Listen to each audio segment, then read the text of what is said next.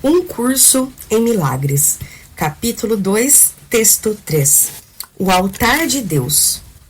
A expiação só pode ser aceita dentro de ti através da liberação da luz interior.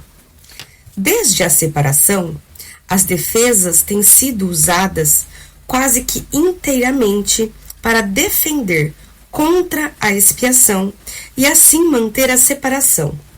Isso é geralmente visto como uma necessidade de proteger o corpo.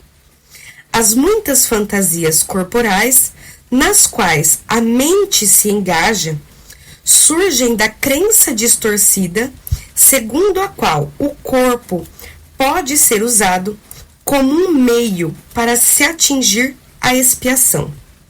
Perceber o corpo como um templo é só um primeiro passo na correção dessa distorção, porque altera apenas parte dela.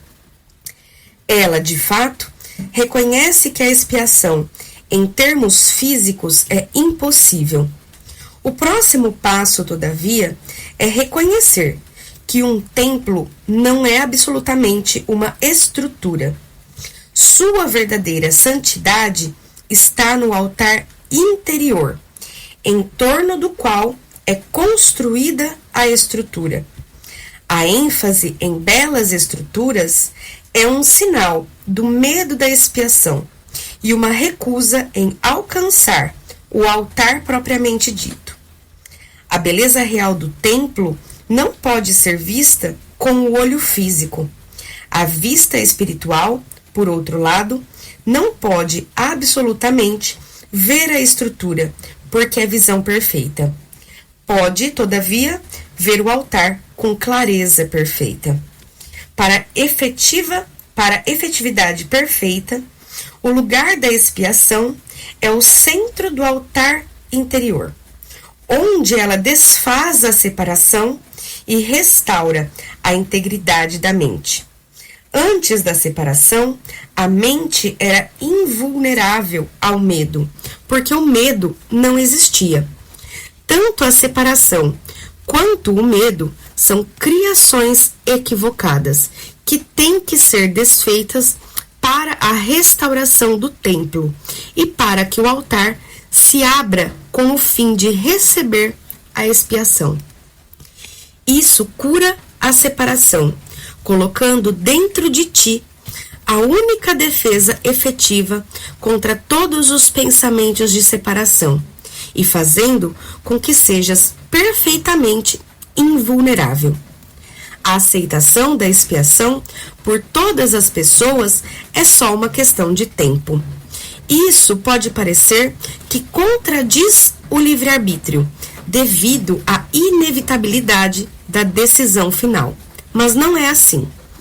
Tu podes contemporizar e és capaz de enorme procrastinação, mas não podes desviar-te inteiramente do teu Criador, que fixa os limites da tua capacidade de criar de forma equivocada.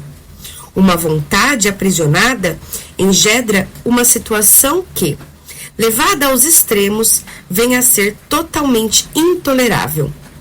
A tolerância à dor pode ser alta, mas não é sem limites. Eventualmente, todos começam a reconhecer, embora de forma tênue, que tem que existir um caminho melhor.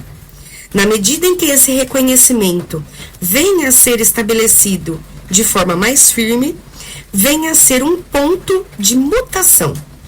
Isso, em última instância, desperta outra vez a visão espiritual, enfraquecendo simultaneamente o investimento na vista física.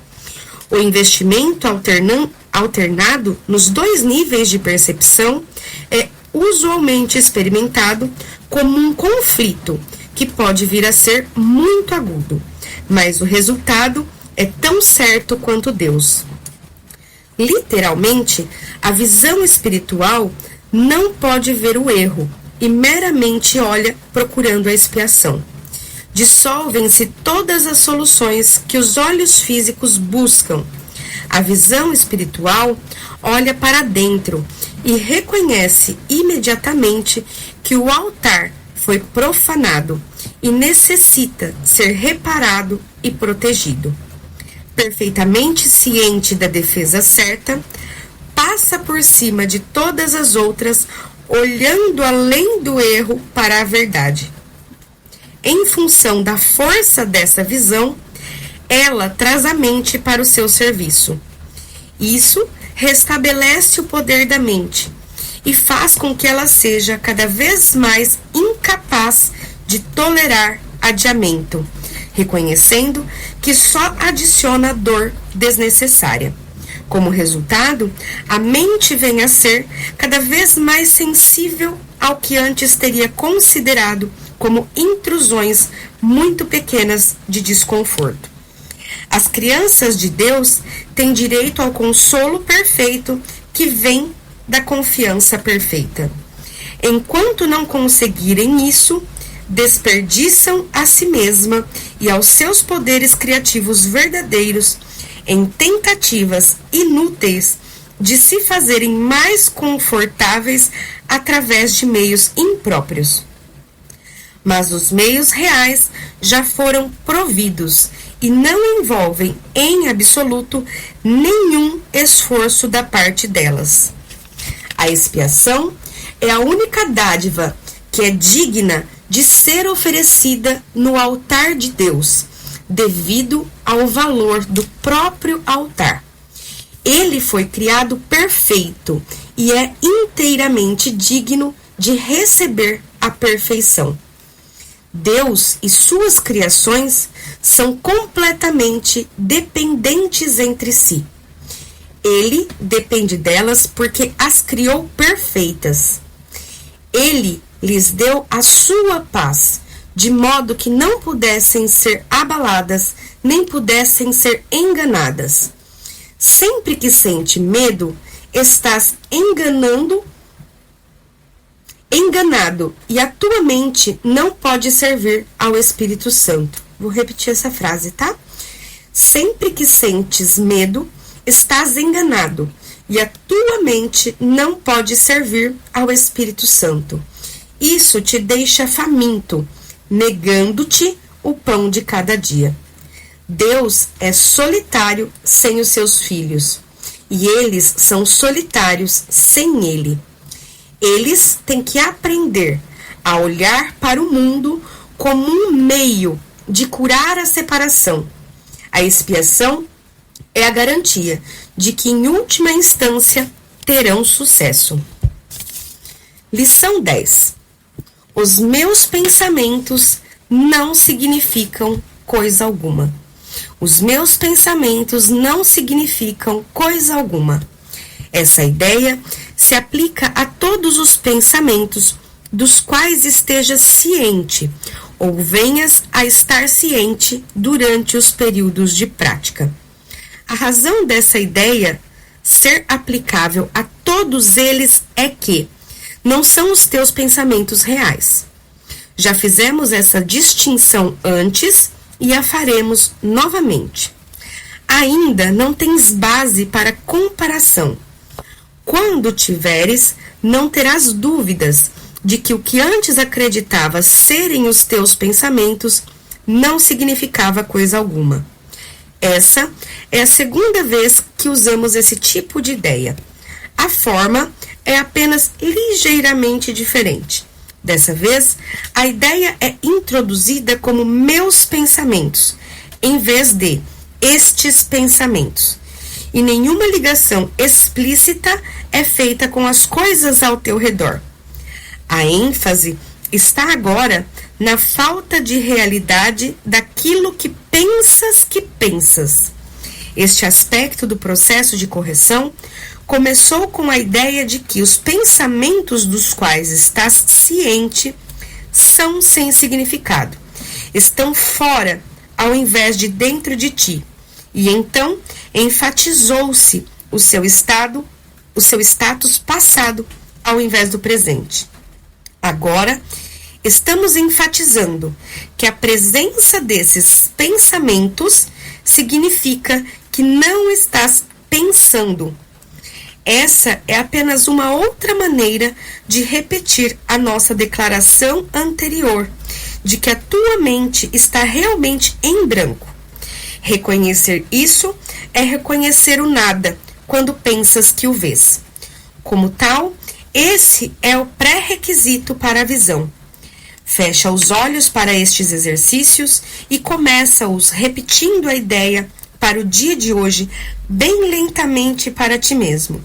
Depois acrescenta: essa ideia me ajudará a liberar-me de tudo em que eu acredito agora.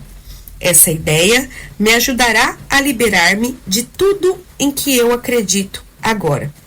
Os exercícios consistem, como antes, em investigar na tua mente todos os pensamentos que estejam disponíveis para ti, sem seleção ou julgamento. Tenta evitar qualquer tipo de classificação. De fato, se achares que pode ser útil, poderias imaginar que está vendo uma procissão estranhamente agrupada passar, com pouco ou nenhum significado pessoal para ti. À medida que cada um cruza a tua mente, dize: meu pensamento sobre não significa coisa alguma. Meu pensamento sobre não significa coisa alguma. O pensamento de hoje pode, obviamente, servir para qualquer pensamento que te aflija em qualquer momento. Além disso, são recomendados 5 períodos de prática, cada um com aproximadamente 1 minuto no máximo de exame mental. Não é recomendável que esse período seja estendido, e ele deve ser reduzido para meio minuto ou até menos, se experimentar desconforto.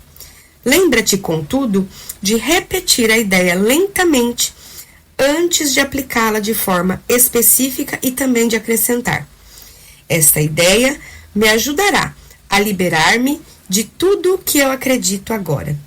Esta ideia me ajudará a liberar-me de tudo em que eu acredito agora. Então, vamos lá? São 4 ou 5, né? Fases desse exercício durante o dia. Então, você vai olhar para os teus pensamentos, sem julgamento, sem classificação. Examinar ali a tua mente. Os pensamentos que vierem, você vai aplicar a ideia. Os meus pensamentos não significam coisa alguma. E esta ideia me ajudará a liberar-me de tudo em que eu acredito agora.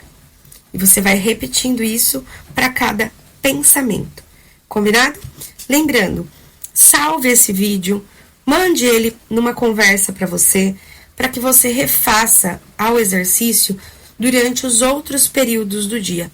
Isso é muito importante, porque as ideias vão sedimentando dentro de você e encontrando essa brecha na sua consciência, tá bom? Então, deixa o seu like, comenta aqui comigo como é que tá sendo fazer esses exercícios, que exercício que você já está, se você está chegando agora.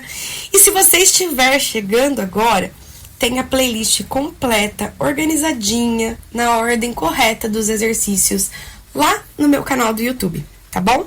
Então, é isso. E nos vemos no próximo exercício.